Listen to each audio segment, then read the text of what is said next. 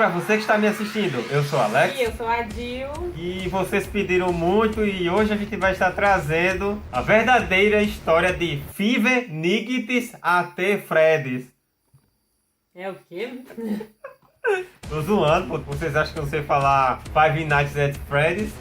Então é mais de um Freddy, né? De qual canal, Gil? PlayStation. Mas antes de começar, dê seu like, se inscreva se não for inscrito, ativa o sininho. E Compartilhem. simbora pro vídeo. 3, 2, 1. Salve, likes de boa!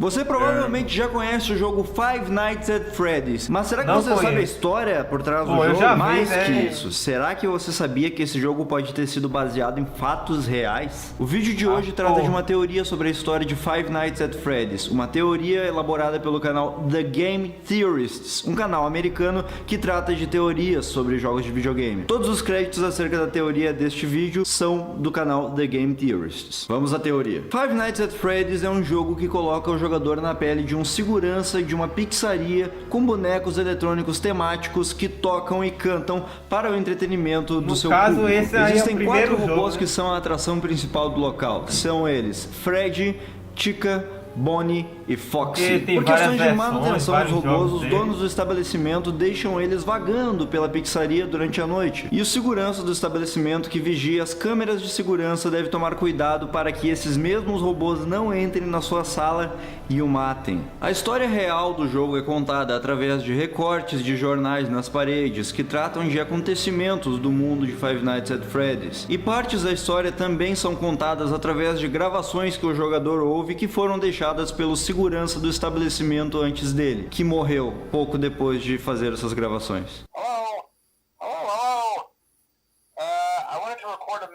Na história, é retratado o fato de um homem vestido como um dos robôs da pizzaria ter atraído 5 crianças que estavam comendo no local para uma sala não aberta ao público dentro do estabelecimento. Esse mesmo homem foi posteriormente pego pela polícia e preso, mas os corpos das crianças nunca foram encontrados. E logo após este acontecimento, a inspeção sanitária ameaçou de fechar a pizzaria, alegando que os robôs que eram as atrações do local agora estavam apresentando um odor horrível e de seus olhos e bocas estavam saindo gosmas e sangue. Alimentou-se na internet um rumor muito forte de que os corpos das crianças que estariam mortas foram escondidos dentro dos animatronics. E há também a teoria de que os corpos das crianças não estão nos animatronics, mas sim os seus espíritos comandam os robôs, fazendo-os atacar o segurança. Mas o problema é, como desapareceram 5 crianças e nós só temos 4 robôs de inimigos? Bem, nós não temos só 4.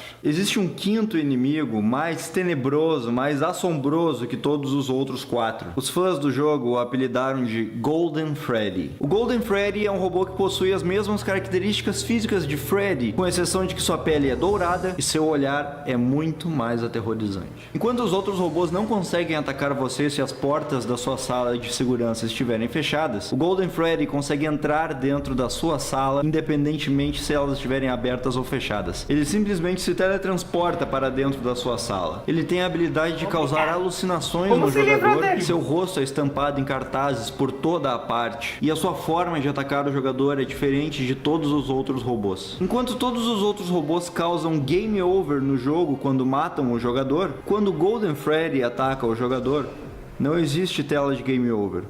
O jogo simplesmente fecha, como se houvesse acontecido um erro no computador do jogador. E todas essas coisas nos levam a uma série de perguntas. Assim, quem é o seu personagem? Por que os robôs querem matar o seu personagem se ele é apenas um segurança que está começando o seu trabalho? E a pergunta mais importante, por que ele continua trabalhando no local, mesmo sendo assombrado pelos animatronics? Por que ele fica 5 dias trabalhando no mesmo lugar aterrorizante? Na tentativa de explicar essa história, temos que cavar outra história, dessa vez na vida real. Em dezembro de 1993, na cidade de Aurora, no estado do Colorado, havia um restaurante Chuck E. Cheese. Chuck E. Cheese é uma franquia de pizzaria nos Estados Unidos muito famosa, justamente por conter as mesmas atrações que há em Five Nights at Freddy's. Chuck E. Cheese apresenta robôs em forma de animais que ficam dançando, cantando e tocando músicas enquanto as pessoas comem suas pizzas. E em 1993, às 10 da noite, havia recém acabado uma festa de aniversário aniversário de família no Chuck E. Cheese daquela cidade de Aurora. Após a festa de aniversário, quando todos os clientes haviam ido embora, 5 funcionários da pizzaria permaneceram no local para fechá-lo. São eles a gerente da pizzaria, Marge Colbert, que estava no seu escritório, os adolescentes 4K Colleen aí a Connor, foto. Benjamin Grant e Sylvia Crowell, que estavam na área onde fica o palco dos robôs, e Bobby Stevens, que estava na cozinha. Os 5 limpavam o local depois da festa para poder fechá-lo, apagar as luzes e irem embora para suas casas. Porém, o que eles não sabiam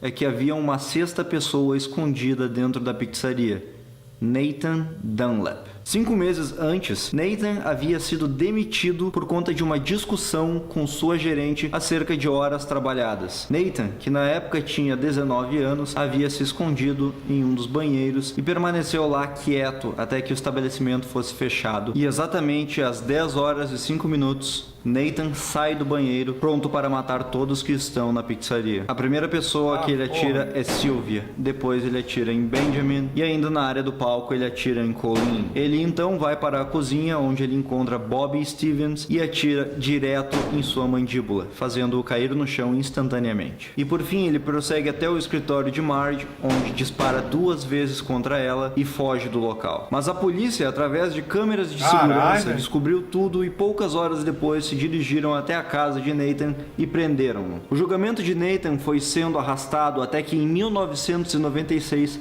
foi decretada a sua pena de morte. Contudo, o julgamento prosseguiu e a pena de morte foi sendo arrastada até os dias de hoje. Até hoje, Nathan permanece vivo, esperando a sua sentença. E isso provocou uma reflexão nas pessoas dos Estados Unidos, que se perguntavam se ele conseguia dormir de noite pensando que a sua sentença de morte estava próxima. Essa, meus amigos, é uma história real, aconteceu de verdade em 1993. E quando nós pegamos a história de Five Nights at Freddy's e a comparamos com essa história real que aconteceu, nota-se uma série de semelhança entre as duas histórias. A primeira delas e mais lógica é o fato de estar claro que a Freddy Fazbear Pizzeria, onde acontece o jogo Five Nights at Freddy's, é uma clara alusão à franquia Chuck E. Cheese. Isso pode ser comprovado tanto pelos robôs que são a atração do local, quanto pelo fato de servirem pizza e também pelos seus nomes, que são parecidos de certa forma. Quanto ao ano em que acontece Five Nights at Freddy's, não fica explícito o ano exato em que o jogo acontece, mas nós podemos obter algumas dicas disso ao longo do jogo. A primeira delas é o fato de a franquia Chuck E. Cheese, a da vida real, ter tido seu ápice nos anos 80, em que era tudo uma novidade e que seus jogos arcade estavam em alta. Com a chegada dos videogames de casa, os arcades entraram em declínio e o Chuck E. Cheese entrou em declínio também. A pizzaria Freddy Fazbear do jogo Five Nights at Freddy's está passando por momentos de dificuldade em que o seu público está ficando cada vez menor e que ela está quase fechando. Então, com essa informação é seguro estipular uma data em torno de final dos anos 80 e início dos anos 90. Mas a melhor prova de todas é o cheque que você recebe ao completar as 5 noites. No final do jogo, o jogador é presenteado com um cheque de $120. $120 dividido pelas 5 noites dá um total de $4 por hora, que é um valor que hoje em dia estaria abaixo do salário mínimo nacional estipulado nos Estados Unidos. Mas vamos considerar outros anos. Em 1990, o salário mínimo nos Estados Unidos era de $3,80. Em 1991, o salário mínimo aumentou para $4,25. E em 95 estava estipulado em $5 por hora. Por essa lógica, poderíamos dizer que o jogo se passa em 1990, mas temos que incluir nesse valor as taxas, os impostos que os americanos pagam. Portanto, pode-se dizer que nesse escopo do salário mínimo, o jogo Five Nights at Freddy's se passa entre 1991 e 1995. E um detalhe: o assassinato ocorrido na Chuck E. Cheese mencionado anteriormente aconteceu em 1993. Mas as coincidências entre as duas histórias não param por aí. Há 5 vítimas, crianças, no jogo. E no assassinato que aconteceu em 1993,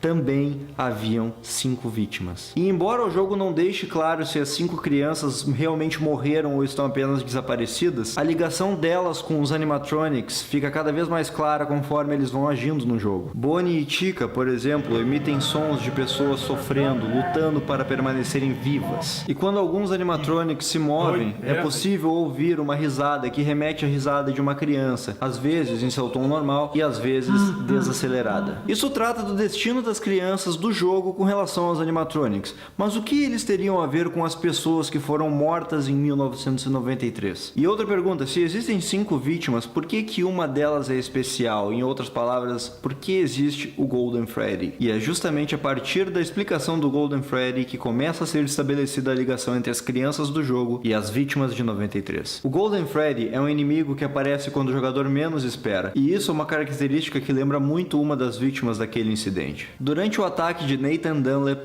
todas as suas vítimas foram mortas a tiros, com exceção de uma. Bobby Stevens. Bobby levou um tiro em sua mandíbula e miraculosamente não morreu. Com o impacto do disparo, ele acabou caindo no chão e se fingiu de morto até que Nathan saísse do local, para que ele não voltasse e tentasse matá-lo de vez. A polícia o encontrou e prestou socorros, e ele foi peça-chave no julgamento de Nathan, para que ele pegasse a pena de morte e para que a verdade sobre o ocorrido fosse contada em julgamento. Bobby apareceu quando Nathan menos esperava, assim como Golden Freddy faz com o jogador. Além do mais, quem já jogou sabe que uma das câmeras do jogo não pode ser vista pelo jogador. Ela não tem imagem, ela está totalmente escura e apenas o áudio pode ser ouvido de dentro dela. Por esse motivo, muitos jogadores acreditam que o Golden Freddy está escondido lá dentro e que é de lá que ele sai para atormentar o jogador. Esse local dessa câmera não é nada mais, nada menos que a cozinha, que também é o mesmo local onde Bob Stevens estava quando tomou o tiro de Nathan. Os outros animatronics também possuem uma certa semelhança com as outras vítimas nesse mesmo quesito. Bonnie, por exemplo, se esconde em algo que parece uma despensa, que é denunciado por uma vassoura e outros artefatos que se encontram no local. No momento em que Benjamin foi morto,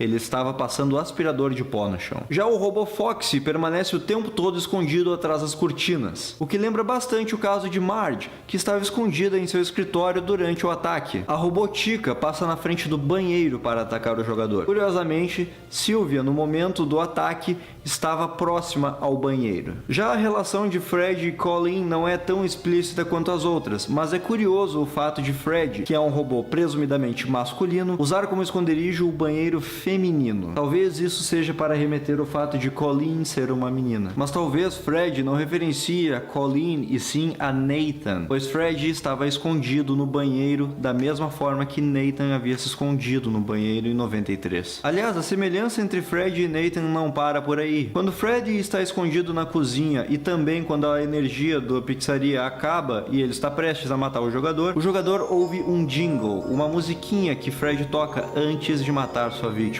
E nesse momento, o jogador tem chances de ficar mais tempo vivo contra o robô se ele não fizer nada enquanto a música está sendo tocada, deixar o jogo completamente parado, em outras palavras, se fingir de morto.